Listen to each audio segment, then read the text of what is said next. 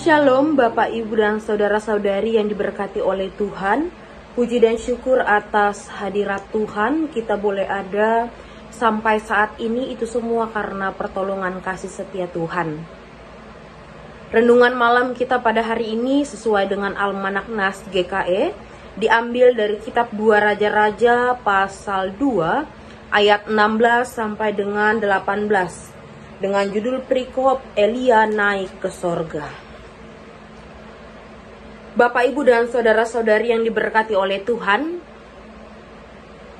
hari ini kita akan menemukan sebuah kisah yang bukan hanya mengenai pencaharian fisik, tetapi juga pencaharian iman dan kepercayaan yang sering kali goyah di tengah-tengah ketidakpastian.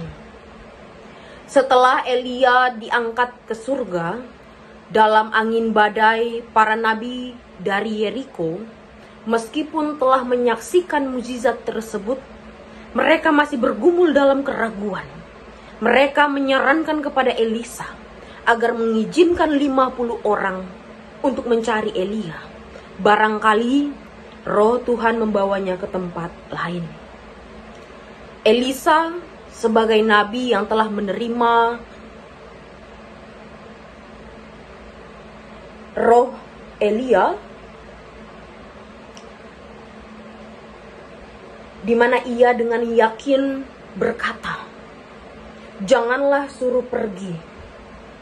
Ungkapan iman dan keyakinan bahwa Elia memang telah diangkat oleh Tuhan dan tidak perlu dicari lagi secara jasmani.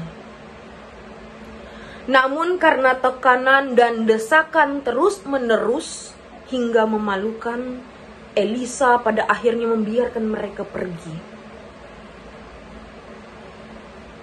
Maka berkatalah ia, "Suruhlah pergi," pada ayat yang ke-17. Mereka mencari selama 3 hari lamanya.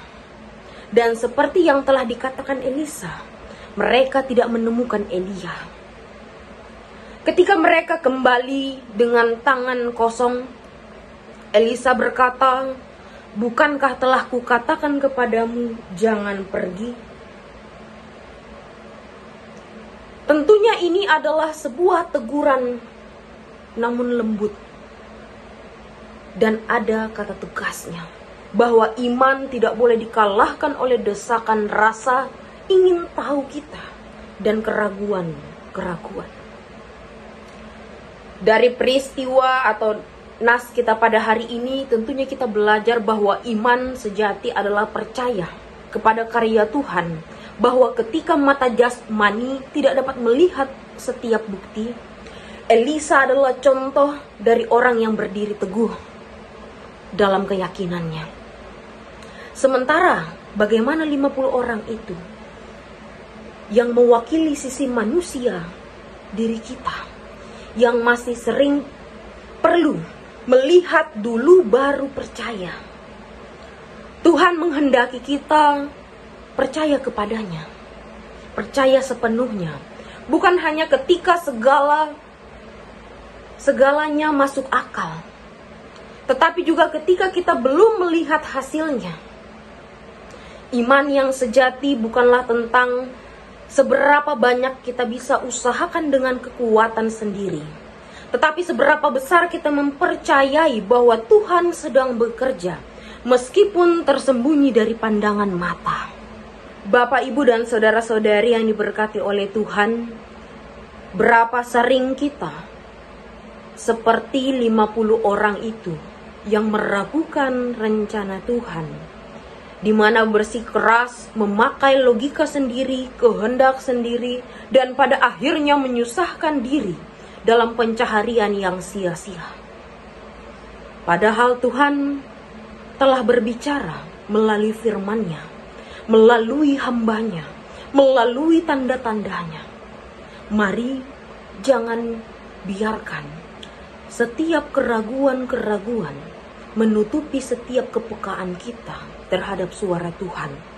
Namun sebaliknya, mari kita menjadi seperti Elisa yang memilih untuk berdiri di atas kebenaran dan kepercayaan yang teguh kepada Tuhan.